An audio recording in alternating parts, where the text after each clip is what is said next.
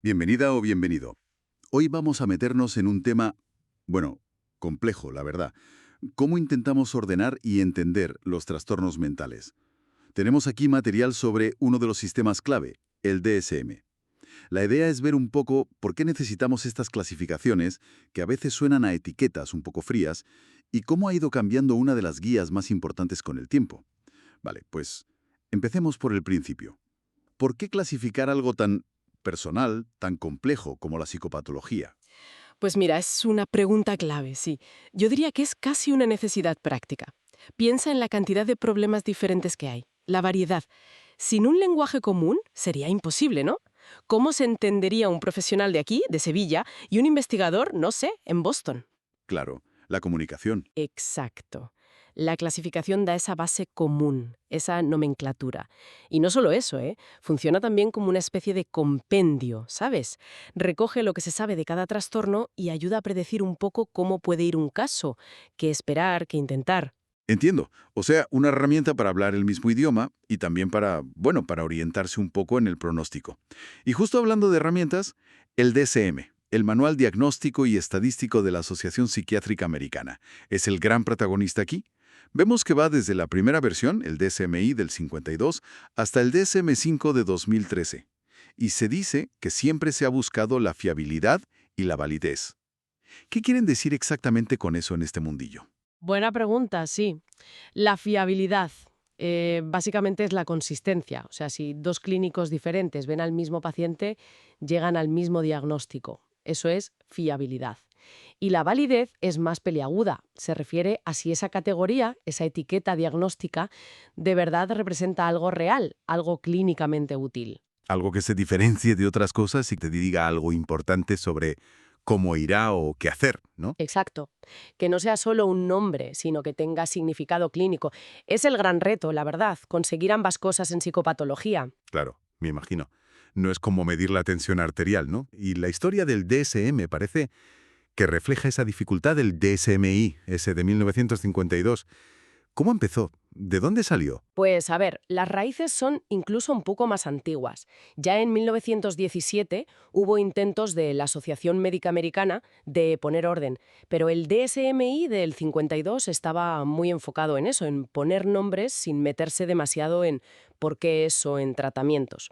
Estaba influido por un psiquiatra, Adolf Meyer. Ah, sí, creo que lo mencionan. Sí, tenía una visión interesante. Veía muchos trastornos, no tanto como enfermedades tipo médico tradicional, sino como reacciones de la persona a sus dificultades, a su vida. Se alejaba un poco de lo puramente biológico. Y también, muy importante, bebió mucho del psicoanálisis. Por eso metió términos como un neurosis, que en aquel momento se refería más a conflictos internos psicológicos. Diferenciándolos de la psicosis, que se veían como algo más grave, ¿no? Justo, las psicosis se consideraban más desconectadas de la realidad, digamos, así que el DSM-I tenía esa mezcla de influencias. Qué curioso. O sea que la idea de ver los problemas como reacciones a la vida ya estaba ahí al principio, aunque luego parece que la cosa cambió. Y no iban solos por el mundo, ¿verdad? Mencionas también la CIE, la clasificación de la OMS.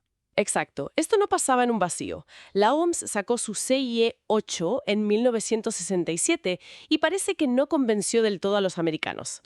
No. ¿Y qué pasó? Pues eso, junto con otras críticas, impulsó que sacaran el DSM-2 solo un año después, en 1968. Pero vamos, que este DSM-2 tampoco se libró de críticas.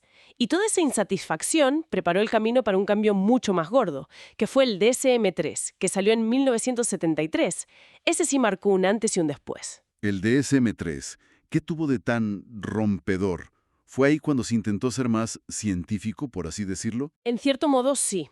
Se apoyó mucho en trabajos previos que buscaban más objetividad, como los criterios Feigner o los criterios diagnósticos de investigación, los RDC, del grupo de Spitzer. La idea era definir los trastornos con listas de síntomas observables, concretos, que el diagnóstico dependiera menos de la interpretación del clínico. Buscaban mejorar la fiabilidad, el acuerdo. Vale, criterios más claros. Eso es. Pero la gran novedad del DSM-3 fue el sistema multiaxial. El sistema multiaxial. Uf, eso suena complicado. ¿Qué era exactamente? Pues sí, tenía su miga, pero la intención era buena. Intentaba ser más completo. Obligaba al clínico a mirar al paciente desde 5 ángulos distintos, 5 ejes. El eje I era para el trastorno principal, digamos la depresión, la ansiedad. El eje 2 para cosas más estables, como trastornos de personalidad o retraso mental. Ajá. El eje 3 para enfermedades médicas que pudieran influir. El eje 4 para problemas de la vida. Paro, problemas familiares, estrés. Vaya, el contexto. Exacto. Factores psicosociales y ambientales.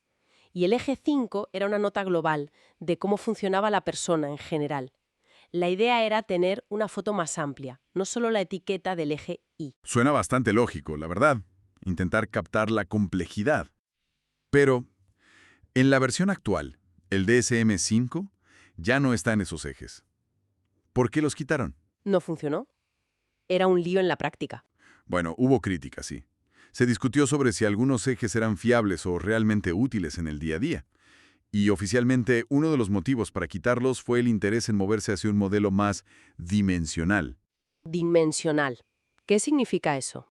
Pues en lugar de pensar en categorías cerradas, o tienes esto o no lo tienes, empezar a ver los problemas más como en un continuo, como puntos en un espectro con diferentes niveles de gravedad. Ah, vale. Como la tensión arterial, que no es tenerla o no tenerla, sino que hay un rango. Exacto, esa es la idea. El DSM-5 intentó ir en esa dirección, aunque no lo consiguió del todo. El sistema sigue siendo bastante categorial, pero sí se nota esa tendencia. Cada vez se usan más escalas dimensionales en la clínica, en la investigación. Refleja un cambio en cómo pensamos sobre esto. O sea que, resumiendo un poco este viaje, empezamos necesitando clasificar, para entendernos y poder trabajar juntos. Pero el cómo clasificar ha cambiado un montón. De ideas como reacciones vitales y neurosis, influidas por el psicoanálisis, pasamos a un intento muy estructurado, con ejes, para ser más completos y fiables. Y ahora parece que la tendencia es a pensar más en espectros, en dimensiones, aunque aún no esté del todo implementado. Es fascinante ver cómo evoluciona la forma de mirar estos problemas. Totalmente. Y yo creo que ahí está la miga, ¿no? La reflexión interesante que podemos sacar de todo este recorrido histórico. Este viaje del DSM, con sus avances y retrocesos, desde esas categorías que parecían muy separadas, hacia este intento, aunque sea a medias, de lo dimensional, nos obliga a plantearnos preguntas de fondo. ¿Qué son realmente estas cosas que llamamos trastornos mentales? ¿Son categorías bien definidas, como cajones separados, o son más bien intensidades diferentes en un mapa continuo de cómo somos y cómo funcionamos los humanos? La propia historia de cómo intentamos clasificarlos nos dice mucho sobre lo difícil que es entender de verdad la naturaleza de la mente y sus dificultades. Es una búsqueda constante, ¿no?